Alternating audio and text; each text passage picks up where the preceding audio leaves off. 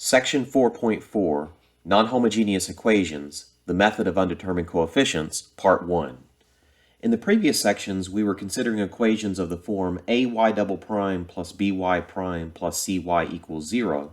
So these were second-order linear homogeneous equations with constant coefficients. Since this is a homogeneous equation, let's call this equation H for reference. And we found last time that using the characteristic equation and analyzing the three cases, we developed the general solution of the form c1y1 of t plus c2y2 of t, where the particular form of y1 and y2 depended on the roots of the characteristic equation, whether you were in case 1, case 2, or case 3. So the general solution of this homogeneous equation, we could denote this by yh instead of just a y, and we'll do that for reasons you'll see in just a moment. So we'll call the general solution to this equation yh, and yh has the form c1y1 plus c2y2, where we'll act like y1 and y2 are known, because if we know the coefficients a, b, and c, then we'll know the roots of the characteristic equation, and we'll know which case that we're in. Well, in this section, we would like to begin looking at non-homogeneous versions of those same types of equations. So let's look at ay double prime plus by prime plus cy equals f, where a, b, and c are known constants, and f is a known function of t. So if you think of this in terms of the spring mass system, these are just the parameters in the spring mass system, and f is the forcing function on the platform. Since this is a non-homogeneous equation, let's call this equation n. And now the question before us is, first, let's not try to find all solutions to this equation. Let's begin by just asking the question, can we find just one solution of the non-homogeneous equation? And I mean any one solution will do. It does not have to be a general solution. Now we need a way to talk about the difference when we're finding just one solution to an equation versus finding all solutions to an equation. And so we'll call this, we're looking for a particular solution, any one particular solution, so an arbitrary particular solution, and we'll call this yp, p for particular. So let's practice this. Let's find any one particular solution of the non-homogeneous equation y double prime plus 3y prime plus 2y equals 3t. So what type of function y sub p of t would even have a chance of working out to be a solution to this non-homogeneous equation?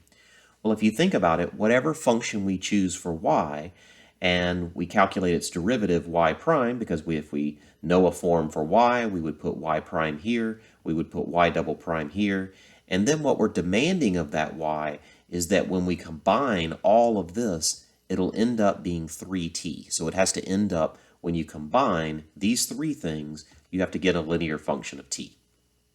Well, we can immediately rule out some forms of y sub p of t that can't possibly work. So for example, if this was an exponential function, if y were an exponential function, then y prime would be an exponential function, and y double prime would be an exponential function. And you're not going to take these exponential functions and combine to get a linear function.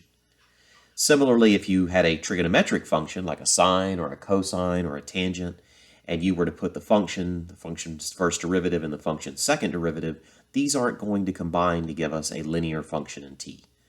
We could also see that if you used any fractional powers like a t to the 1/2 or a t to the 3/2, this isn't going to work.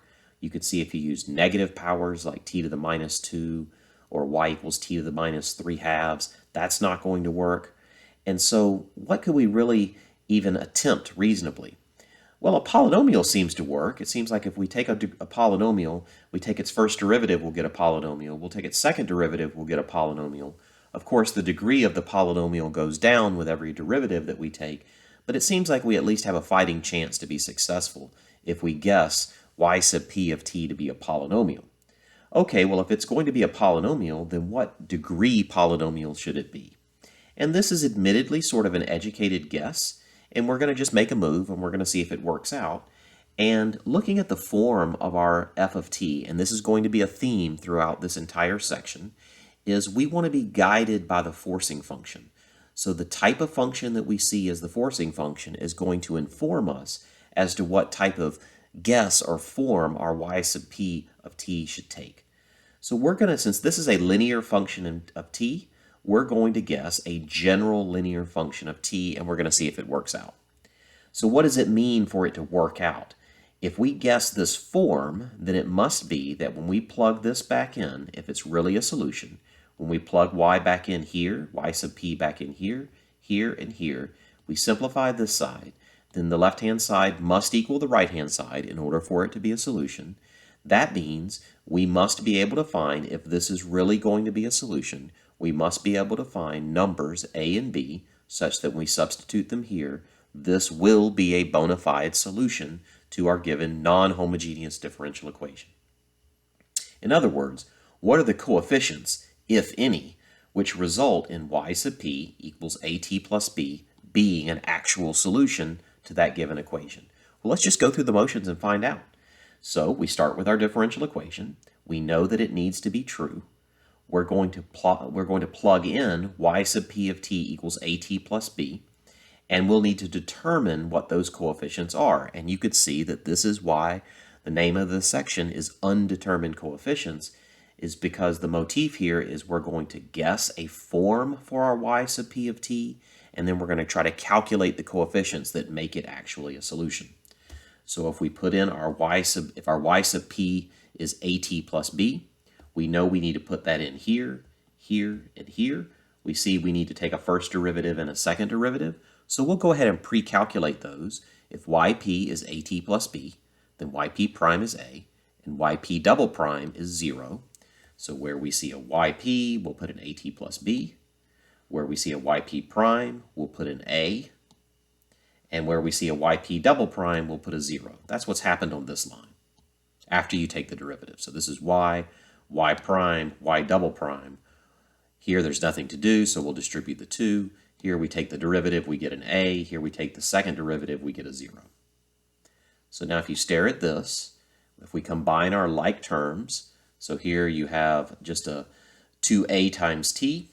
Here you have a constant term, here you have a constant term. If we gather those together, then stare at what's happening. On the left-hand side, we have a linear function of t. On the right-hand side, we have a linear function of t. And if it helps you, even put the plus 0 to be a placeholder for the constant term for the linear function on the right-hand side. And now if this linear function of t is going to equal this linear function of t, then it must be that the coefficients of corresponding like terms must be equal. So that means the coefficient of the t term on the left-hand side must match the coefficient of the t term on the right-hand side. So 2a must equal 3. Similarly, the constant term on the left-hand side must equal the constant term on the right-hand side, so 3a plus 2b must equal 0. So we're just equating the coefficients of like terms. You may remember that this is reminiscent of what you did in the method of partial fractions in Calculus 2.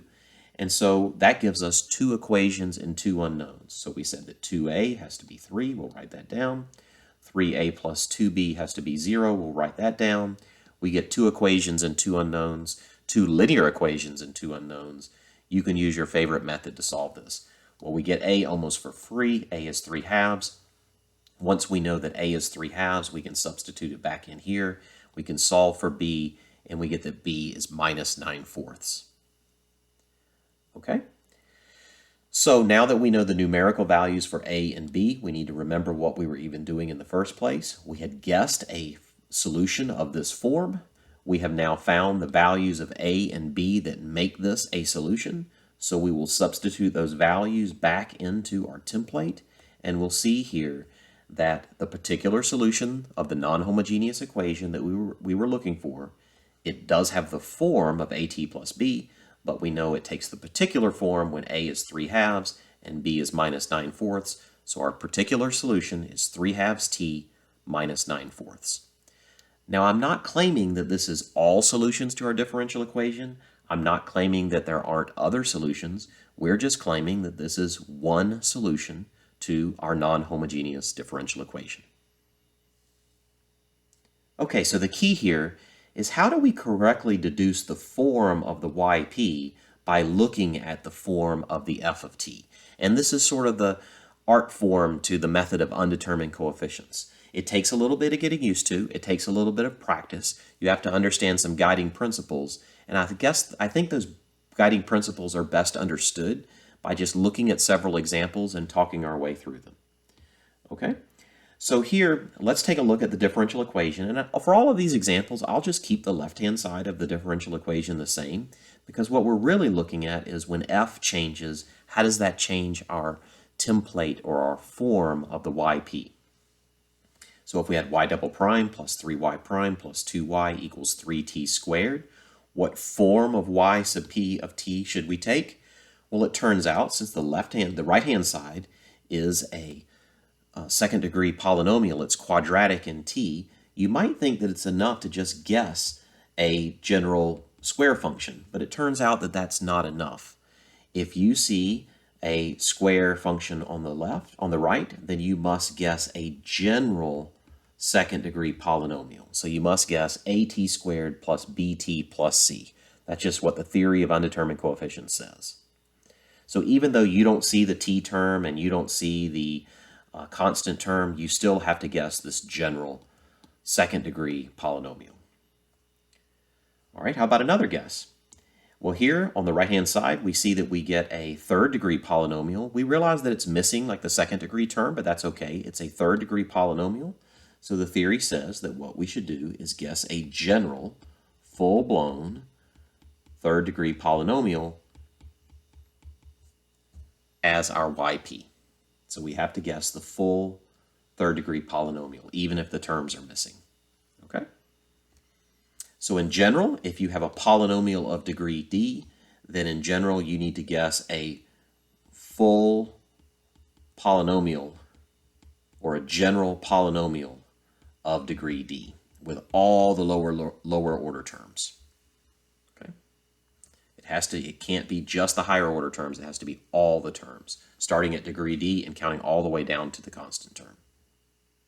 Okay, what happens if you see an exponential as a forcing function, like a 10e to the 3t?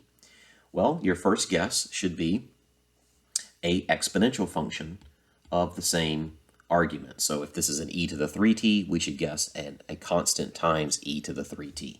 It makes sense that this 3 shouldn't change, because if this is an e to the 3t, the only way you're going to take a function, its first derivative, its second derivative, multiply them by constants and add them together and get a multiple of e to the 3t is if these are e to the 3t functions as well. It's just a matter of what the coefficient on the front is. All right? So notice, here we're just talking about the forms. I'm not saying I've found the coefficients, but there's really two stages to this. You have to get the form right, or finding the coefficients won't matter. In particular, if your form is not correct, the theory won't guarantee that the system of equations you get when you substitute back in will even have a solution, much less a correct solution. So the idea is we need to be good at finding the forms, and then once we have the idea of how to find the forms, it's a matter of the algebra that we saw above of substituting that y sub p back in, calculating the left-hand side, equating the like terms, the coefficients of the like terms on the left-hand side and the right-hand side, getting a system of equations, and finding the particular coefficients. So first, let's concentrate on the forms, and then we'll do the coefficients. Well, here we just did the form, so why don't we practice one time doing the coefficients on this new type of yp. So just to practice that, if this is our differential equation, and we guess a form that looks like a e to the 3t, then we need to go ahead, and you could do this now or you can do it later. If my yp is a e to the 3t, then my yp prime is going to be a e to the 3t times 3, so 3a e to the 3t. My yp double prime is just going to be 9a e to the 3t. So if you want to, you can pre-compute those, or you could plug it in and compute them later. But I know I'm going to substitute this back into my differential equation, put it back here, here, and here. Here I don't do anything. Here I need to take its first derivative. Here I need to take the second derivative. So here I left it alone. Here I took the first derivative. Here I took the second derivative. And now the left-hand side has to equal the right-hand side. I'm going to gather all my like terms together. When you gather all your like terms together on the left, notice they come out to be a 20a times e to the 3t. On the right-hand side, it's just a 10e to the 3t. So that means 20a has to be 10, and that means that a has to be a half. So that tells us that our template, a e to the 3t, actually has the resolution that a is 1/2, so we get yp is 1/2 e to the 3t. Okay, let's look at another example. Suppose we stick with the same left-hand side, but this time I put a sine t. I think it's very natural here, maybe to try something like yp equals a constant times sine t. If you did that, it's not going to work, okay? And so then you say, well, what else might I guess? Well, you could guess an a cosine t. It turns out that that's not going to work either. Let's look at what it feels like when you make an insufficient guess for the yp. So let's just try it. Let's just try this one. Okay, so if we try this one, then what does it mean? I'm going to guess this, because sometimes you are going to make incorrect guesses for the yp, and you need to see what that feels like so that you know how to read your keys on, okay, this isn't the correct guess, I need to go back and adjust it. So let's look at yp is a cosine t, then this is yp prime, this is yp double prime. We'll plug these back into the differential equation. Here's y, yp prime, yp double prime. Notice that we have sines and cosines on the left, but we only have sines on the right. So I will gather my like terms. I will gather the sine terms together, and I get a minus 3a sine t. I'll gather my cosine terms together. I'll get a, here's a 2a minus a gives me a 1a cosine t. On the right-hand side, I just have a sine t. When you don't have, like over here, we have some cosines, but we don't see any cosines over here. Well, they are there. They just have an invisible coefficient of 0. So you can think of this as a sine t plus a 0 cosine t. The reason I want to do that is because now I can equate the coefficients of my like terms. So on the left, I have a minus 3a for the coefficient of the sine t. On the right, I have a coefficient of 1 on sine t. So it must be that minus 3a equals 1, and it must be that a is 0. Well, think about what that says. Minus 3a has to be 1, and that tells me that a has to be negative a third, but at the same time, the green is telling me that a has to be 0. This is a contradiction. So this right here tells you when we've not made a sufficient guess, our guess is wrong, our template is wrong. So let's go back and revise it. And if you tried this with just a sine t, you would hit the same type of impasse. You would get a set of equations whose solution is a contradiction when you follow it out. So we need to revise our guess, and this is the first one that feels a little bit different. It turns out that in the theory of undetermined coefficients, your guess for your yp has to be a cosine t plus b sine t. In other words, even though you only see a sine function, you have to guess a full-blown sinusoid, an a cosine t plus a b sine t. It's not enough to just guess sine or just guess cosine. You have to guess them both. And that's just what the theory says. So let's try and see if it works out. So here's our differential equation. Here's our yp. We'll go ahead and pre-compute our yp prime, our yp double prime. We're ready to plug things back into the differential equation. So, well, here's our yp prime and yp double prime again. I had computed them off to the side, but here they are. Let's plug this back into our differential equation right here. And if we plug this back into the differential equation, it's actually right here. So we'll do this. Then I get yp double prime, this is yp double prime, plus 3 times yp prime, here's yp prime, plus 2 times yp, this is yp. And at the end of the day, that has to equal sine t, equals sine t. All right? So if you notice on the left, we have sines and cosines. On the right, we just have sine. But we really do have sines and cosines, right? It's a 1 sine t plus a 0 cosine t.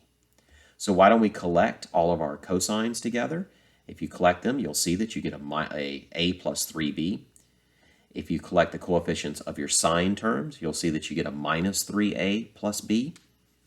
And so we just want to equate the coefficients of the like terms between the left-hand side and the right-hand side. So the left-hand side coefficient of cosine t is a plus 3b. On the right-hand side, it's a 0, so it must be that a plus 3b equals 0. And the coefficient of the sine term here is minus 3a plus b. The coefficient of the sine term here is 1. so it must be that minus 3a plus b is 1. This is a system of two linear equations and two unknowns. Solve it by your favorite method.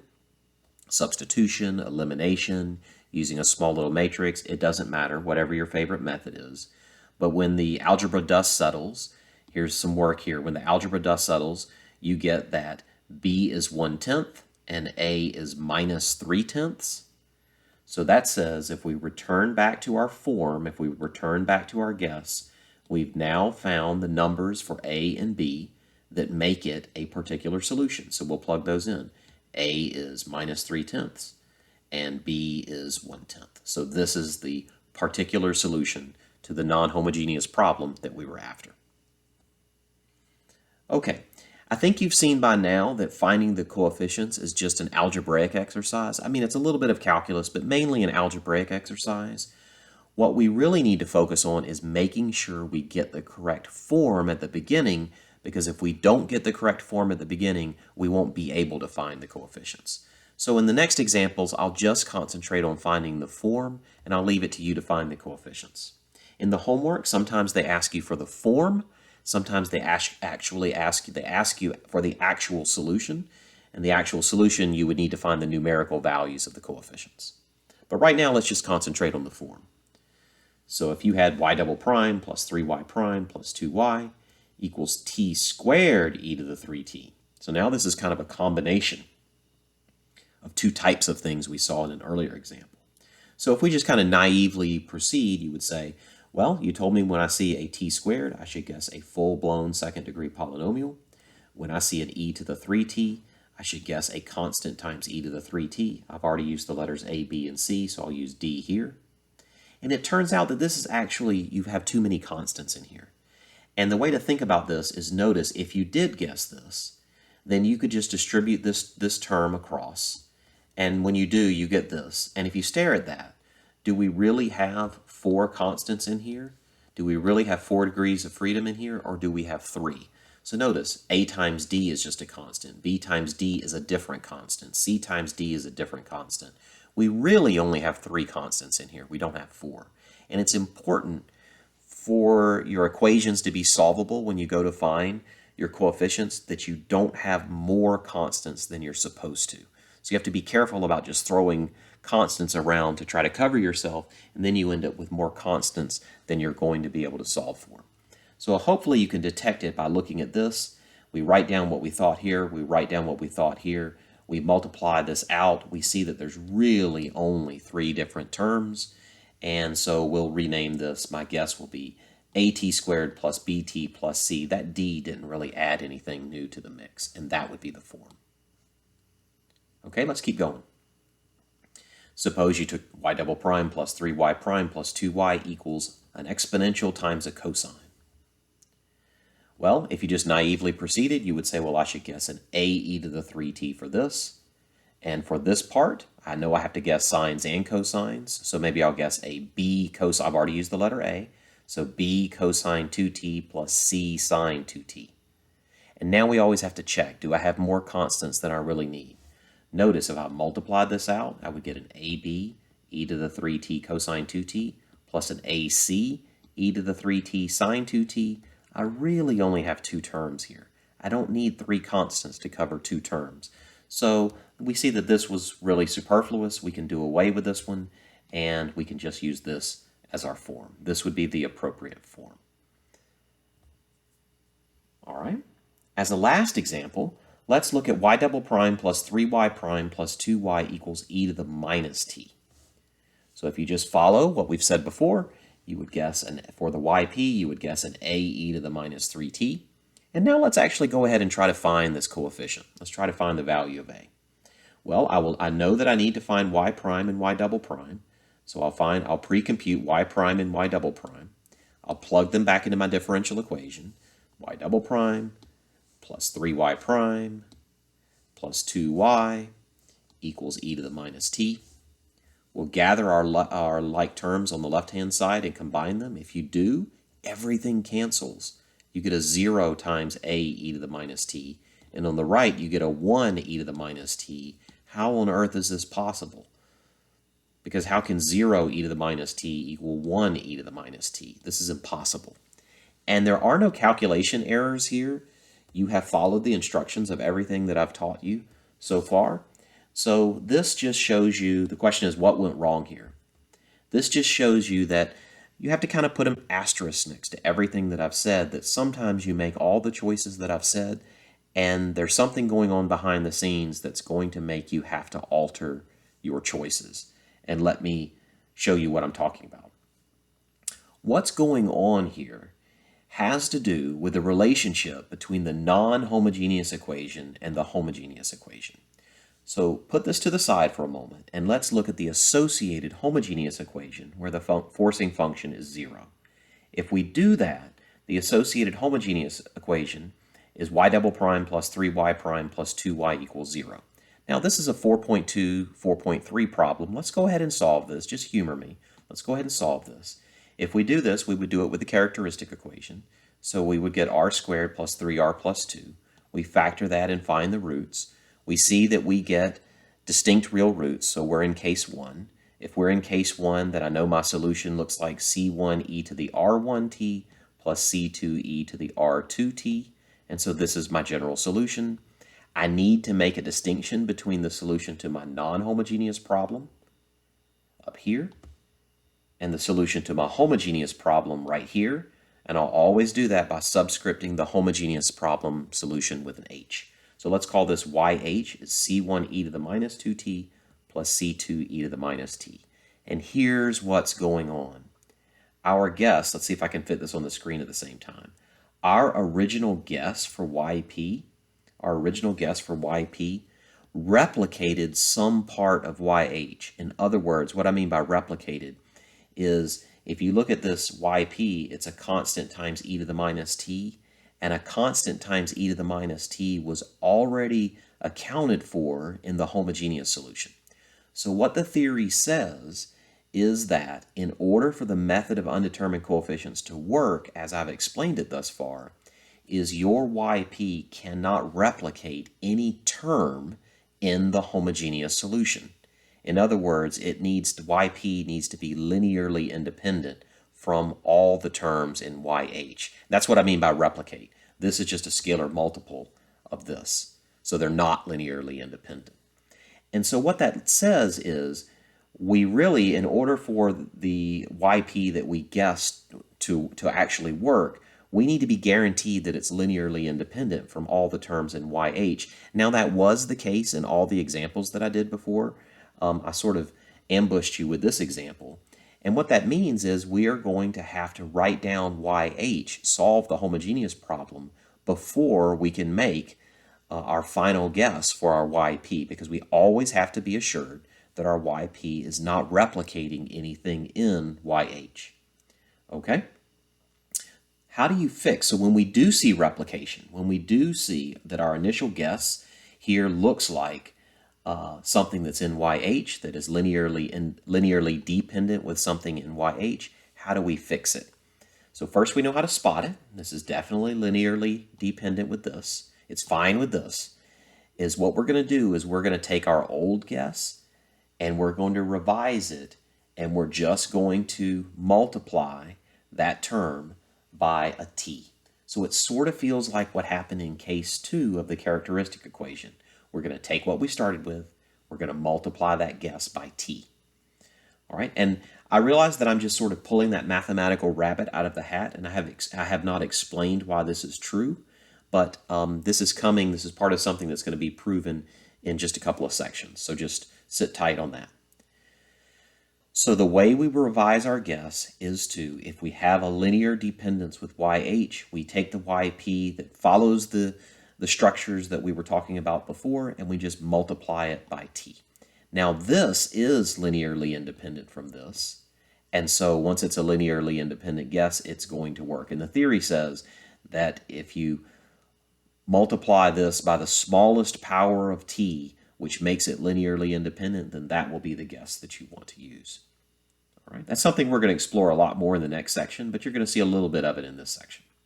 Now, a couple of just parting things that we need to make note of here is the method of undetermined coefficients only works when our forcing functions are exponential functions, sines and cosines, polynomial functions, sums, differences, or products of these kinds of functions. It doesn't always work. We will see in a couple of sections of a method that always works, but it turns out the price you end up paying for its generality is it's actually quite complicated for it to work. And so the method of undetermined coefficients works for lots of functions, but there are functions that it does not work for, and we're going to have to learn how to handle those other classes of functions. So for example, if your forcing function involved a square root of t, a 1 over t, a tan t, a rational function of t, this method is not going to work. But we're going to discuss how to handle these types of f of t's in section 4.6. Okay?